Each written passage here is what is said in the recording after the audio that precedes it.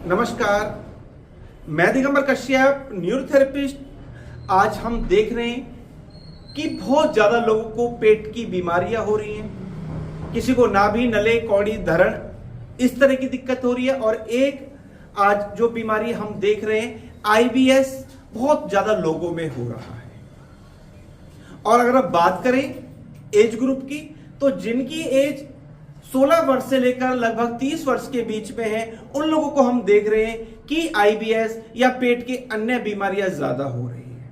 अगर हम कंपेयर करें लेडीज एंड जेंट्स में, एक सर्वे के अनुसार पता चला है कि हमारे देश की 15% पॉपुलेशन को IBS की बीमारियां हैं, यानी कि इरिटेबल बाउल सिंड्रोम, एक इंटेस्टाइन संबंधित प्रॉब्लम्स। दोस्तों, इसका सबसे बड़ा जो कारण होता है हमारा ज्यादा सोचना।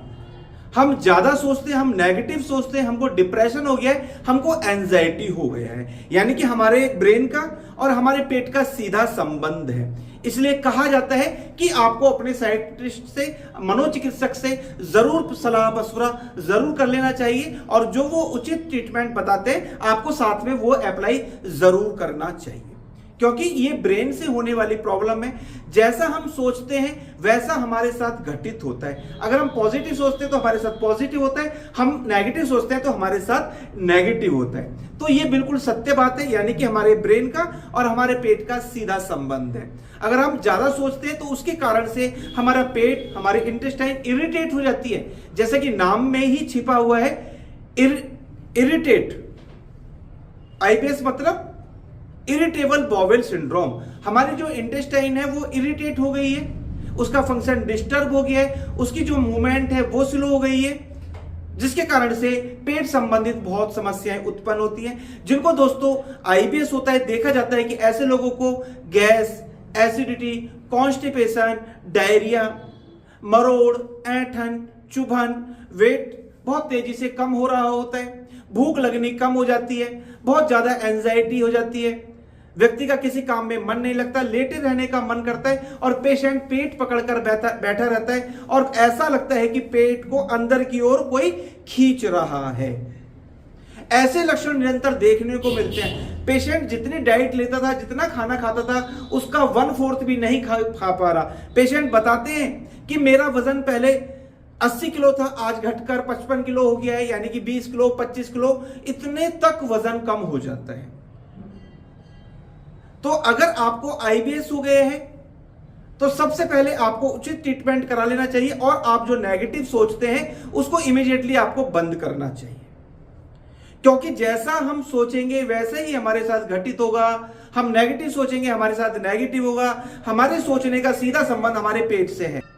जिन पेशेंटों को IBS या पेट की बीमारी होती है, ऐसा कह सकते हैं, तो ऐसे व्यक्ति का किसी काम में मन नहीं लगता, बहुत ज्यादा आलस, बहुत ज्यादा सुस्ती रहती है, और ऐसा लगता है कि लेटे रहूं, और बहुत ज्यादा नींद भी आती है, ऐसा देखा जाता है।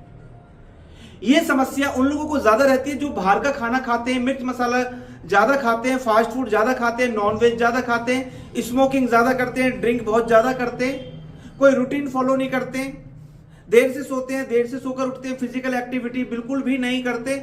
ऐसे लोगों को देखा जाता है कि पेट की बीमारियां बहुत ज्यादा होती हैं, और खासकर उनको IBS भी होता है, ऐसा देखा जाता है।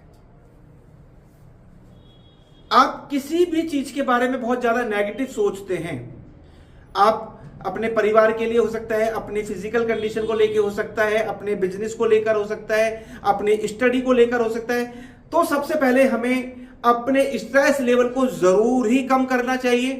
पॉजिटिव एनर्जी हमें अपने अंदर लानी चाहिए, नींद प्रॉपर लेनी चाहिए, अपने खाने में परिवर्तन करना है, पानी अच्छी मात्रा में 10 से 12 ग्लास हर व्यक्ति को पीना ही चाहिए।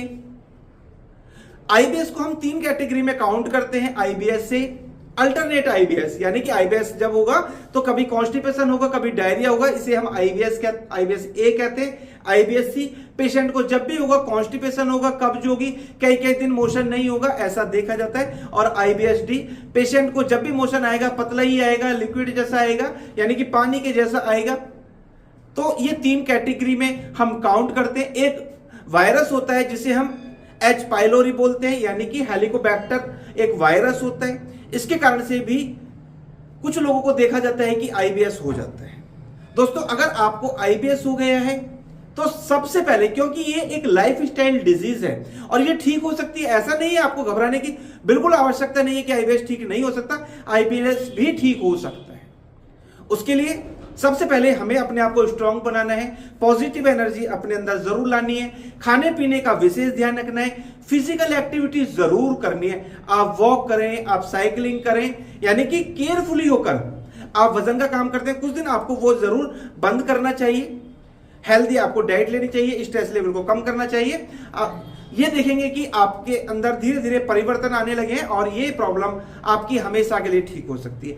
फिर भी कोई दिक्कत रहती है, आपकी कोई क्वेश्चन है, आपकी कोई इंक्वायरी है, आप हमसे फोन पर बात कर सकते हैं, हमारे क्लिनिक पर विजिट कर सकते हैं और ये प्रॉब्लम हमेशा के लिए क्योर हो जाने वाली है। दोस्तों उम्मीद करता हूं वीडियो आपके लिए बहुत इंफॉर्मेटिव होने वाली है। दोस्तों आप अगर हमारी वीडियो को पहली बार देख रहे हैं, हमारे चैनल को सब्सक्राइब जरूर करें, वीडियो को अधिक से अधिक शेयर करें, वीडियो को लाइक करना ना भूलें और बेल आइकन बटन तो जरूरी दबाएं, जिससे कि जो भी वीडियो हेल्थ पर हम बनाए उसका नोटिफिकेशन टाइम टाइम आपको मिलता रहे।